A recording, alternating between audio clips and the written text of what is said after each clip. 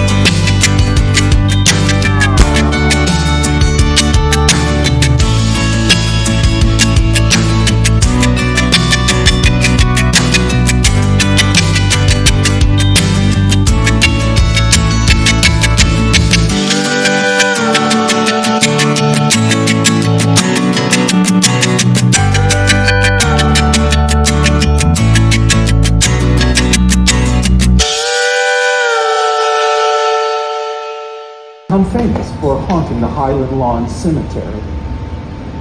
For years, local youngsters would come down to the cemetery and visit my crypt in hopes of frightening each other with this legend of Stiffy Green. He had been the family dog, friendly yet fiercely protective of his master, John Heinel. He would sit on the front porch, just outside the door, waiting for his master to come home from work. When Mr. Heinel died, the bulldog was heartbroken. He kept running away, and the family would find him sitting outside the door of the tomb, guarding it and waiting for his master. Eventually, they found Stiffy Green lying dead on the steps of the mausoleum. He was stuffed and placed inside the tomb next to the master that he had loved so much. If you went to the cemetery at night, you might hear the haunting howl of Stiffy Green as he pined away for his master. Even today, if you shine a light in the door of the mausoleum, Stiffy's cold green eyes might glow, and he'll growl at you as he guards his master's tomb. You know, a legend is a story that's one part fact and one part fiction. Was Stiffy Green ever a real animal?